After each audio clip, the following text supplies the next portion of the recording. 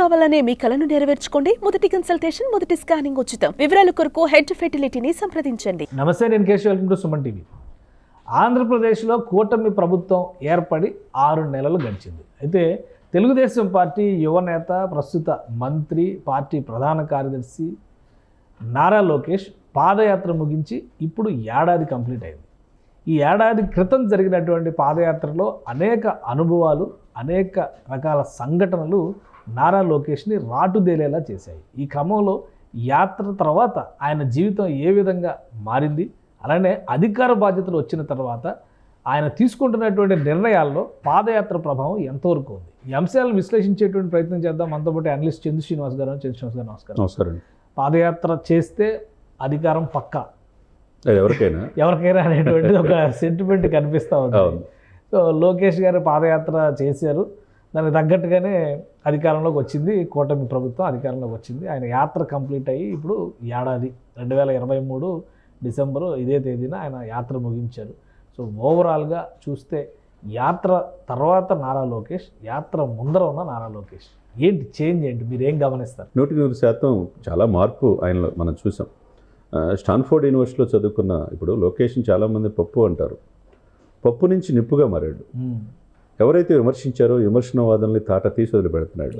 ఆ విధంగా మనం పరివర్తన చెందిన తన నాన్నగారి నుంచి రాజకీయం అతి చిన్న వయసులో రాజకీయాల్లో వచ్చి జాతీయ ప్రధాన దర్శిగా ఎమర్జ్ అయిన తీరు ప్రతి కార్యకర్తకు ఒక భరోసాగా ఉన్నాడు. మీరన్నట్టు యువగలం ద్వారా ఇప్పుడు 1 year అయితే యాత్ర ద్వారా ఎట్లయినా కార్యకర్తల్లో కేసులు పెట్టి పార్టీ అసలు ఉంటుందా లేదా, పార్టీని ఈ వదిలిపెట్టే వాళ్ళు ఎక్కువ ఉన్నారు. ఆ దశలో వాళ్ళకి యువతని తన వైపు తిప్పుకొని మళ్ళా మన ప్రభుత్వం వస్తుంది అనే ఇదిని నమ్మకాన్ని కలిగజేశాడు. ప్రజల్లో మీరు అన్నట్టు ఒక నాయకత్వ లక్షణాలు అనేది ఆయనలో మనం చూడగలిగాం. ఎక్కడ అదర్లా బెదర్లా డైరెక్ట్గా జగన్మోహన్ రెడ్డి గారిని వ్యతిరేకించి ఒక రెడ్ బుక్ పట్టుకొని ఒక ఎజెండా ఇచ్చాడు ప్రజలకి. ఎవరైతే ఆఫీసర్లు దయచేసి జాగ్రత్తగా ఉండండి, మేము వస్తున్నాం అనేది చెప్పకనే చెప్పాడు. ఎట్లయితే పవన్ కళ్యాణ్ గారు జగన్ నిన్ను గద్దె దించకపోతే నా పేరు పవన్ కళ్యాణ్ కాదు, నా పార్టీ జనసేన కాదని అన్నాడు. లోకేష్ గారు కూడా అదే కాన్ఫిడెంట్ ప్రజల్లో తీసుకొచ్చాడు. ఎందుకంటే 4.5 దశాబ్దంలో ఉన్న పార్టీ, అనుభవం ఉన్న ముఖ్యమంత్రి గారు చేసిన 14 సంవత్సరాలు చేసిన చంద్రబాబు నాయుడు ఈ రాష్ట్రానికి కావాలి, ఈ రాష్ట్రం మొత్తం దోపిడీమయమైపోయిందని చెప్పేసి అనేక కేసులు, అనేక అవహేళనలు, బాడీ షేమింగ్ పుట్టుకనే ప్రశ్నించారు. అసెంబ్లీ సాక్షిగా తన తండ్రిని, తన తల్లిని అవమానించిన తీరు అసలు మరీ దారుణంగా ఉంది. సభ్య సమాజం తలదించుకునే విధంగా ఉంది. కానీ ఎక్కడ తొనకల తన తండ్రి మీరు అన్నట్టు 52 రోజులు అక్రమంగా కేసు పెట్టి స్కిల్ డెవలప్మెంట్ కేసులో జైలు పాలైనప్పుడు ఆయన ఏ విధంగా ఢిల్లీ పెద్దల్ని ఇదయ్యాడో పాపం, కళ్ళమట్టి నీళ్లు పెట్టుకొని దిగమింగుకొని ఎట్లయినా జైలు నుంచి రావాలన్న ఉద్దేశంతో అదే సమయంలో ఒక అన్నగా పవన్ కళ్యాణ్ గారు చేతిని అందించడం, ఆ దిశగా పార్టీని మళ్ళీ పూర్వవైభవం తీసుకురావడానికి ఆయన పాత్ర ఎనలేనిది. చాలామంది ఆయన దగ్గరగా చూడడం వాళ్ళు ఏమనుకుంటారంటే ఏముంది తన సబ్జెక్ట్ లేదు, తన కొడుకును ప్రొజెక్ట్ చేసుకున్నారు అనుకుంటారు. కానీ టెక్నాలజీని అందిపుచ్చుకోవడం, వాళ్ళ ఫాదర్ని చూపించి ఆ ఇమేజ్ కంటిన్యూ చేస్తున్నారు అనుకుంటారు, ఏం లేదనుకుంటారు. కానీ అతను టెక్నాలజీ అందిపుచ్చుకోవడంలో అధివేశం చెయ్యి. మనం చూసాం అంతకుముందు ఎక్కడికి వెళ్ళినా, జపాన్ బుల్లెట్ ట్రైన్కి వెళ్ళినా, ఎక్కడికి వెళ్ళినా, అంతర్జాతీయ నగరాలకు వెళ్ళినా ఆ విధంగా తల్లదన్నే విధంగా రాజధానిని నిర్మిస్తానని అప్పుడు చంద్రబాబు నాయుడు గారు ఇచ్చారు. ఇప్పుడు ఆ బాధ్యతను తినే తీసుకున్నాడు. ఇప్పుడు ఎలన్ మస్క్ని కలవటం కావచ్చు, రెన్యూబుల్ ఎనర్జీ, తర్వాత ఎలక్ట్రిక్ వెహికల్స్ని అనంతపురం బేస్గా తీసుకురావడానికి ఆయన పడే తపన, అదేవిధంగా సత్య నాదెల్ల ఐటీ పరిశ్రమలు అమరావతికి తీసుకురావడానికి పడే తపన చూస్తూ ఉంటే గూగుల్ డేటా సెంటర్లు ఇవన్నీ చూస్తుంటే ఆర్టిఫిషియల్ ఇంటెలిజెన్స్, మన సీ ప్లేన్ కూడా చూసాం, తర్వాత డ్రోన్ కెమెరాస్ చూసాం. ఇవన్నీ కూడా దాని వెనక ఆ శాఖ మంత్రిగా ఒక విద్యతో పాటు ఎలక్ట్రానిక్ అండ్ టెలికమ్యూనికేషన్స్ ఐటీ శాఖ మంత్రిగా ఆయన తీసుకుంటున్న ప్రతి చర్య ఏదైతే ఉందో అందరూ అప్రిషియేట్ చేయాల్సిన అంశమే.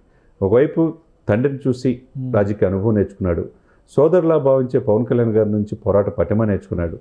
ఈ రెండింటితో ఒకవైపు కార్యకర్తల్ని అండగా నిలబడ్డాడు. ఈ అన్నిటికీ మించండి అతను పరివర్తన చెందిన తీరు చూస్తే ఈ రోజున నేటి తరం రాజకీయ నాయకులకి ఒక స్ఫూర్తిగానే మనం తీసుకోవాలి. అంటే చాలామంది పాదయాత్రకి ఆయన వెళ్తున్న టైంలో, ఫిక్స్ చేసుకున్న టైంలో కూడా చాలా గేలి చేసినటువంటి సందర్భాలు, ముఖ్యంగా సోషల్ మీడియాలో అయితే విపరీతమైనటువంటి నెగిటివ్ ట్రోల్స్ జరిగినాయి.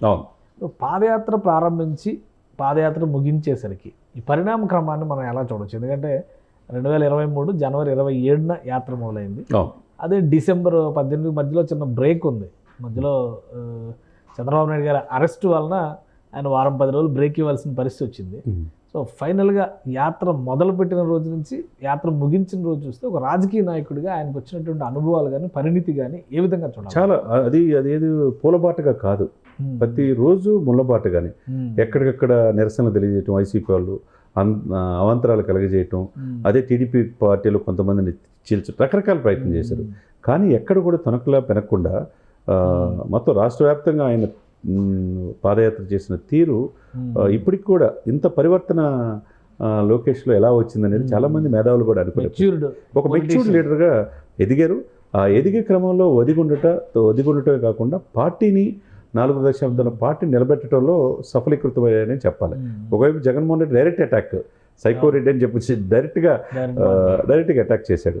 అదేవిధంగా ఢిల్లీ పెద్దలు కూడా మనల్ని పొందాడు. పార్టీ జేజారే వాళ్ళకి ఒక ధైర్యాన్ని, ఒక ఆపన్న హస్తం అందించాడు. కాబట్టి పార్టీలో కీలకంగా పనిచేసిన యువ లీడర్లకి మన కార్పొరేట్ పదవుల్లో కూడా చాలా ప్రాధాన్యత ఇచ్చాడు. ఆ విధంగా చూసుకుంటే ఇతను ఈ రాష్ట్రానికి ఇప్పుడు మెజార్టీ పాయింట్ ఆఫ్ వ్యూ కూడా చూడండి. ఇప్పుడు గాజువాక తర్వాత అత్యధిక మెజార్టీ 90,000 పోయిన మెజార్టీతో లోకేష్కి వచ్చింది. ఇప్పుడు అంత మెజార్టీ ఉన్న జగన్మోహన్ రెడ్డికి 60,000కి పడిపోయారు. ఆ తర్వాత డిప్యూటీ సీఎం గారు 70,000 మెజార్టీతో గెలిచాడు. మెజార్టీ పరంగా కూడా ఎప్పుడు చూస్తే సార్ మీరు కేశవ్ గారు మీకు తెలియదు కాదు, ఆ సీట్ టీడీపీది కాదు, ఒకప్పుడు లెఫ్ట్ పార్టీ ఎప్పటికీ గెలవని సీట్. ఫస్ట్ తెలుగుదేశం పార్టీ పుట్టిన తర్వాత మొట్టమొదటిసారి మంగళగిరి గెలిచింది. అందులో చంద్రబాబు నాయుడు గారు కూడా కుప్పం పోటీ చేయొచ్చు కదా నాన్న అని చెప్పేసి అన్నాడని. కానీ లేదు, ఎక్కడైతే మనం ఈ ఎదురుపోయామో అక్కడే తీసుకోవాలని చెప్పి తన కృతనిశ్చయంతో పార్టీ కేడర్ని అందరినీ అక్కుని చేసుకోవడం మామూలు విషయం కాదు. అందులో చాలా చైతన్యవంతమైన లెఫ్ట్ భావాలు ఎక్కువగా ఉన్న ప్రదేశం. అటువంటి ప్రదేశంలో 90,000 మెజార్టీ రావటం అంటే మామూలు విషయమా? ఆయన ఒక రకంగా చూస్తూ ఉంటే ఎట్లయితే పీఠాపురం శాశ్వత అడ్డాగా పవన్ కళ్యాణ్ కనపడుతుందో, కుప్పం చంద్రబాబు నాయుడు గారికి కనపడుతుందో, లోకేష్ గారికి మంగళగిరి ఒక శాశ్వత చిరునామాగా అనుకోని విధంగా అక్కడ చారిత్రాత్మక ప్రదేశాలు ఉన్నాయి. తర్వాత రాజధాని ఉంది అక్కడే, ఇక ఆనుకొని ఉంది కొత్తవేటి తర్వాత. నిన్న చూస్తే కనుక రాష్ట్రపతి ఫస్ట్ కాన్వకేషన్ ఎయిమ్స్ కూడా అక్కడే ఉండటం ఆయన లొకేషనే.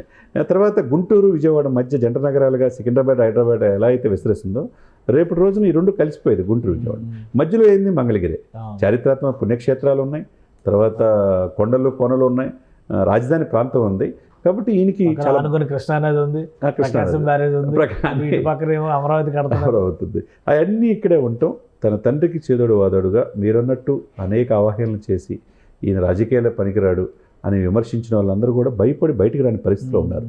కాబట్టి రాజకీయ పరిపక్వత అనేది వయస్సు కాదు, ఇక్కడ ప్రజల్లో నిత్యం ఉండి రాజకీయ నాయకుడిగా ఆయన ప్రస్థానం ఈ పాదయాత్ర తర్వాత మొదలుపెట్టినటువంటి ప్రస్థానం పైన ఒక 2 అంశాలపైన భిన్నమైన అభిప్రాయాలు. రెడ్ బుక్ అని మాట్లాడినటువంటి లోకేష్ గారు రెడ్ బుక్ని ఇంప్లిమెంట్ చేయట్లేదు అనేది ఒకటి.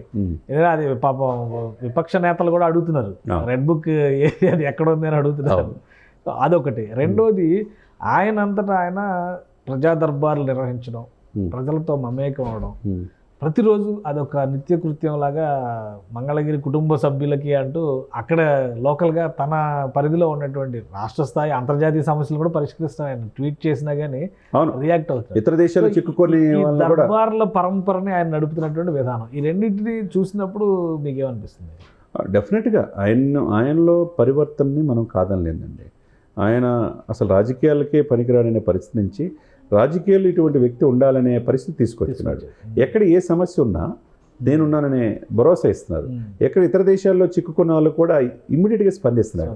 కాబట్టి ఆ విధంగా అతని పరివర్తన రాజకీయాల్లో రూపాంతరం చెందిన తీరు నేటి తరం రాజకీయ నాయకులకి ఒక స్ఫూర్తివంతమైన అంతగానే ఉంది.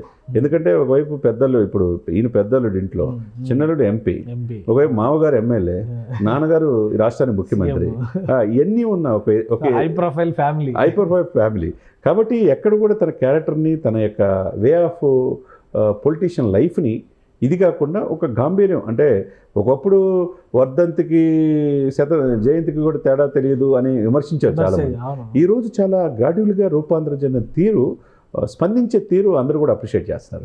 కాబట్టి నేటి తరం రాజకీయాలు అలవర్చుకున్నాడు. భవిష్యత్తు కూడా అద్భుతంగా ఆయనకి ఉండబోతుంది అనేది స్పష్టంగా ఆయన తీసుకున్న ప్రతి స్టెప్ కూడా తెలియజేస్తుంది. థ్యాంక్ యూ శ్రీనివాస్ గారు. ఇది నారా లోకేష్ పాదయాత్ర యువగళం పేరుతో ఆయన దాదాపుగా ఏడాది పాటు ప్రజల మధ్యలో తిరిగినటువంటి అనుభవాలు, అక్కడి నుంచి సాధించినటువంటి పరిణితి, ఇప్పుడు ఒక రాష్ట్ర మంత్రిగా అలానే సీనియర్ పొలిటీషియన్స్తో పోటీ పడే స్థాయిలో పరిణితి సాధించినటువంటి రాజకీయ నాయకుడిగా తనదైన శైలిలో ముందుకు వెళ్తున్నారు. ఆయన యాత్ర ముగించి ఏడాది అయింది. యాత్రలో ఇచ్చిన హామీలను ఒక్కొక్కటిగా అమలు చేస్తూ ముందుకు వెళ్తున్నారు. ఇక రెడ్ బుక్ సంగతి అంటే కొంతకాలం వేసి చూడాల్సినటువంటి పరిస్థితి ఉంది. ఎవరైతే అధికారాన్ని దుర్వినియోగం చేశారో వాళ్ళని చట్ట ప్రకారం శిక్షించడానికి కూటమి ప్రభుత్వం సన్నద్ధం అవుతుందని చంద్ర శ్రీనివాస్ గారు విశ్లేషిస్తున్నారు. ఇది స్పెషల్ డిస్కషన్.